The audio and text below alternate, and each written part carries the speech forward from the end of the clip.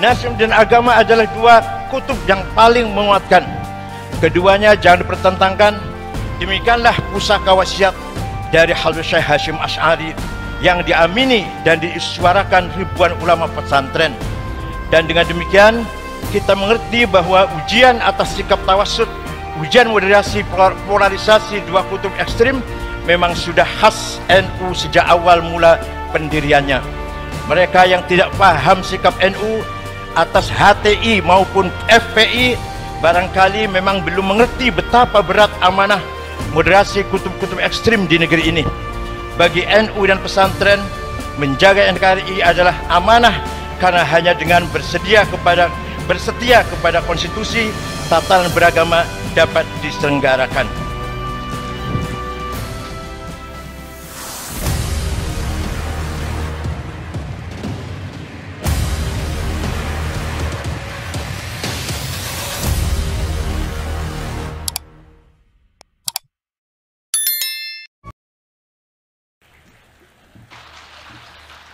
Assalamualaikum warahmatullahi wabarakatuh. Bismillah, alhamdulillah, wassalatu wassalamu ala sayyidina wa maulana Muhammad Rasulillah wa ala alihi wa sahbihi wa man tabi'a sunnatahu wa jama'atah min yaumina hadha ila yaumin nahdah.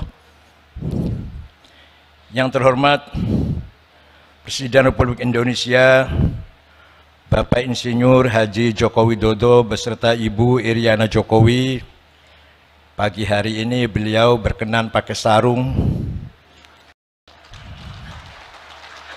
Yang terhormat Bapak Wakil Presiden Republik Indonesia Bapak Profesor Dr. Kiai Haji Ma'ruf Amin, yang sesungguhnya beliau adalah Mustasyar PBNU, juga pakai sarung, beserta Ibu Wuri Estu Ma'ruf, para Menteri Kabinet Indonesia Maju, ada Gus Menteri Yakut Khalil Bisri Mustafa, ada Bapak Pratik, Profesor Dr. Pratik, Menteri Sekneg, para pimpinan lembaga negara, ada Wakil Ketua MPR RI Gus Jazil, ada Wakil Ketua DPR RI, tetangga saya, Mas Muhaimin, para pejabat TNI Polri, para pimpinan partai politik, yang terhormat Gubernur Lampung beserta Ibu, dan para kepala daerah di Provinsi Lampung. Al-Mukarram Rais Am PBNU, Hadratis Syekh Kiai Haji Miftahul Akhyar, Azzahullah, beserta seluruh jajarannya, pengurus Tanfidah PBNU beserta pimpinan lembaga dan banom di lingkungan NU, para pengurus wilayah dan cabang dan ulama, serta para pengasuh pondok pesantren di Indonesia, hadratil mustasyarin, hadratil ru'asai syuriyah, ashabal ma'ahid, ashabatul kisufiyah, al-mu'tabaru an-nahdiyah, wa ala ra'sihim ar-ra'isul am, Sayyidina wa Maulana Habib Lutfi bin Hashim. Hari ini kita berkumpul untuk memulai muktamar NU yang ke-34. Alhamdulillah, segala puji hanya milik Allah yang menakdirkan kita menjadi saksi pergantian abad jam'iyah ini. Usia panjang jamaah dan jam'iyah Nahdlatul Ulama adalah bukti kasih sayang Allah Subhanahu wa ta'ala. Seabad yang lalu kita sama-sama tahu NU berdiri sebagai jawaban atas pertanyaan dan tantangan zaman. Islam harus terlibat memberi warna pada zaman yang tak menentu, mencari-cari cara agar cahaya Allah terlihat terang dan tak padam oleh kekufuran. Para kiai terpanggil untuk menjawab tantangan dunia yang sedang bergolak dari sudut pandang agama. Pada tataran global, Perang Dunia Pertama baru saja usai. Sistem monarki berbasis agama mulai terasa tak memadai, dan gelombang wahabisasi sebagai embrio radikalisme berkibar di Hijaz. Sementara di Nusantara, patriotisme mulai menemukan bentuknya. Perlawanan terhadap penjajahan, kemiskinan, dan ketidakadilan bermuara pada apa yang hari ini sering kita kenang sebagai era kebangkitan nasional. Di era itu NU sebagai jam'iyah sepenuhnya lahir dari transformasi praktik kemandirian jamaah, yakni kemandirian komunitas pesantren yang selama berabad-abad bertahan hidup dalam tekanan kolonialisme. Agustus 1945, bom atom sekutu meledak di Nagasaki dan Hiroshima. Ledakan itu menandai akhir Perang Dunia Kedua, sekaligus membuktikan betapa akselerasi teknologi bisa sedemikian merusak kehidupan bersama. Sesudahnya dunia menyaksikan satu demi satu kelahiran banyak negara bangsa. Dunia berubah, umat manusia lalu terjepit di antara dua pilihan masa depan. Pilihan untuk menjadi negara sekuler atau menjadi negara agama. Suasana zaman pada saat NU lahir diliputi pertanyaan besar.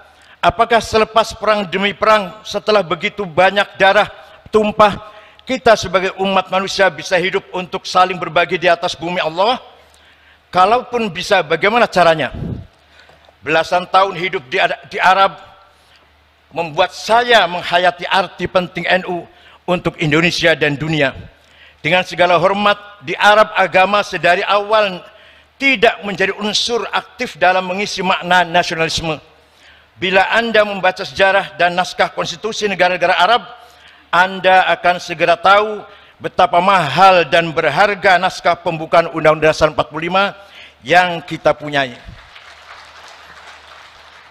Di Arab, pejuang nasionalis bukan pejuang agama. Pejuang agama bukan pejuang nasionalis.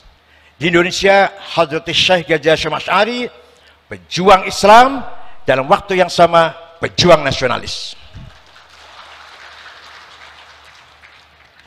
Di Timur Tengah, tidak banyak kita jumpai ulama yang nasionalis, sebagaimana sangat jarang kita ketemukan kaum nasionalis yang sekaligus ulama.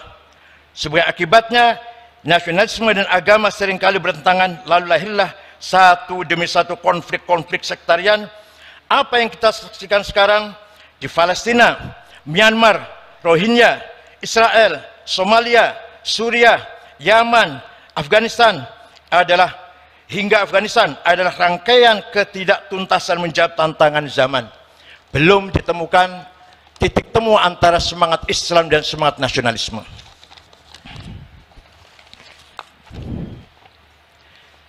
Nasionalisme dan agama adalah dua kutub yang paling menguatkan. Keduanya jangan dipertentangkan. Demikianlah pusaka wasiat dari Hadrati Syekh Hasyim Asy'ari yang diamini dan disuarakan ribuan ulama pesantren. Dan dengan demikian kita mengerti bahwa ujian atas sikap tawassut, ujian moderasi polarisasi dua kutub ekstrim memang sudah khas NU sejak awal mula pendiriannya. Mereka yang tidak paham sikap NU atas HTI maupun FPI barangkali memang belum mengerti betapa berat amanah moderasi kutub-kutub ekstrim di negeri ini. Bagi NU dan pesantren, menjaga NKRI adalah amanah, karena hanya dengan bersetia kepada konstitusi, tatanan beragama dapat diselenggarakan. Sikap tawassut atau moderat mustahil tercapai tanpa kemandirian. Usia NU yang mencapai hampir seabad ini antara lain disebabkan kemandirian dalam pengertian setia kepada prinsip-prinsip dan nilai-nilai dasar agama, kemandirian dalam pengertian sanggup menyusun agenda-agendanya sendiri, kemandirian dalam arti teguh membawakan ruhuddin dan ruhul wataniyah, semangat agama dan semangat nasionalisme, dan ruhul ta'addudiyah, semangat pluralis kebinekaan. Kemandirian dalam bidang politik, ekonomi dan budaya, kemandirian dalam arti sanggup bergaul dan berbagi dengan siapa saja sembari menjaga harga diri.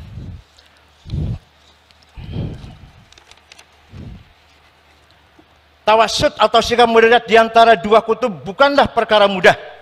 Tawassut mempersyaratkan kecakapan, pengetahuan, dan kebijaksanaan. Dua hal inilah yang diteladankan para imam madhab dan ulama-ulama kita. Sementara untuk menjadi ekstrim, seseorang cukup bermodalkan semangat dan fanatisme belaka.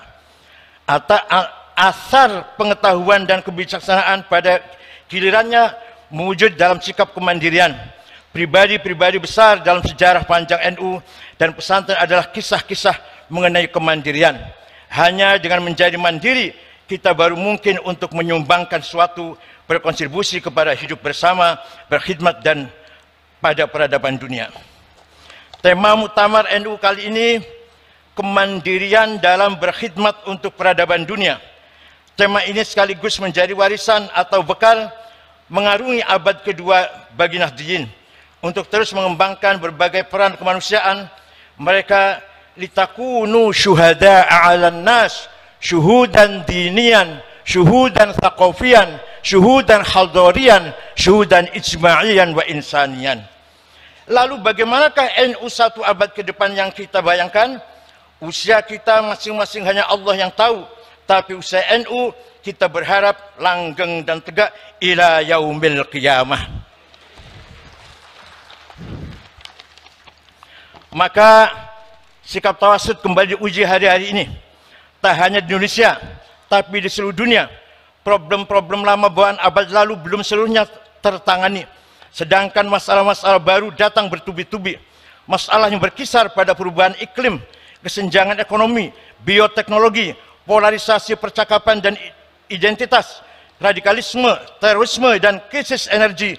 Sementara itu, laju teknologi bergerak secara eksponensial, menawarkan kemudahan-kemudahan praktis dengan risiko-risiko yang tak sepenuhnya bisa diperkirakan.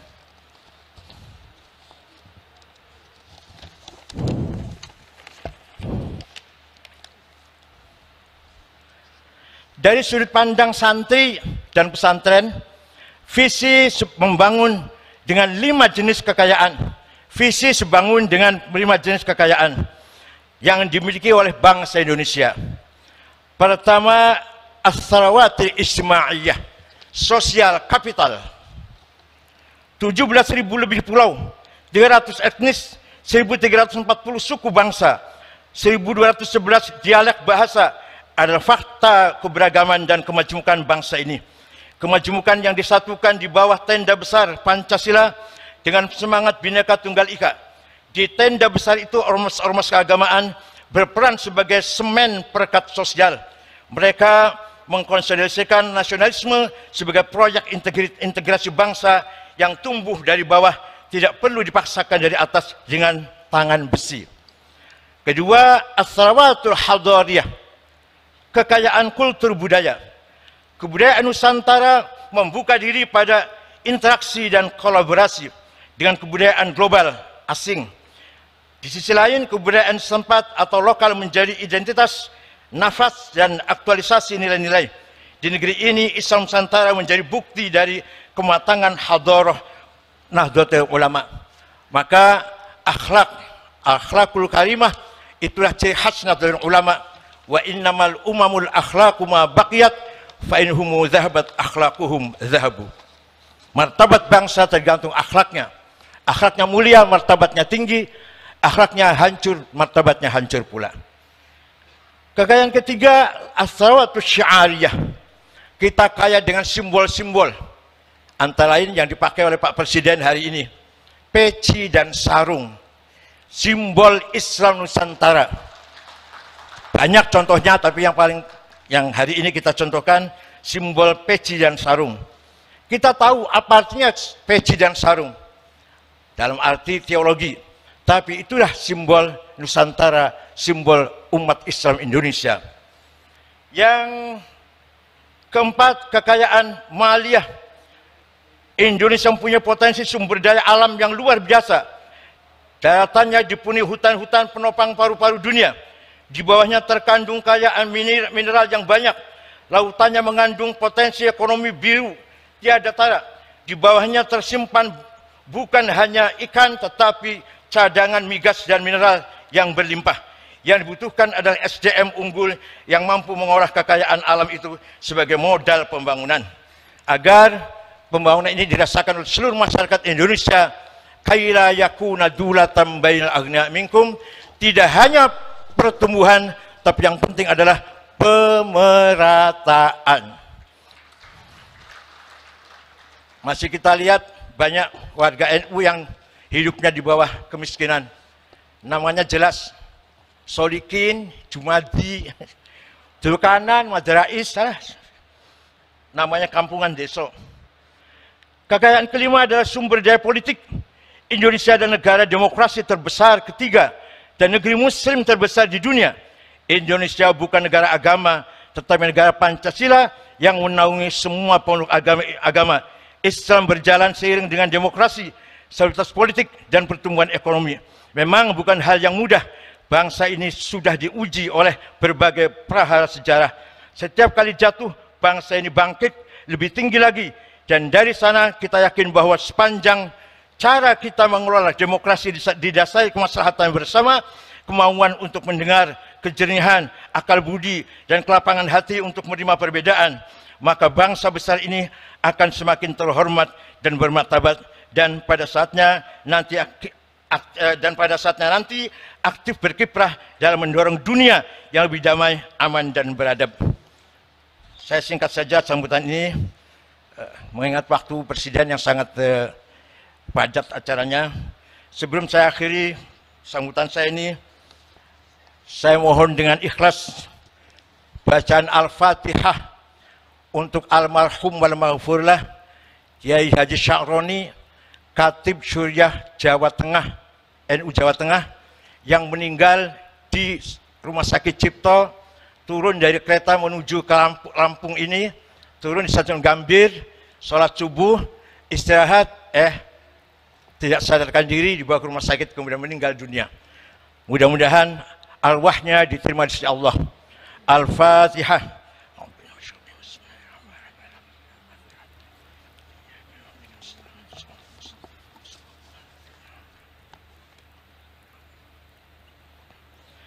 Amin. Terima kasih.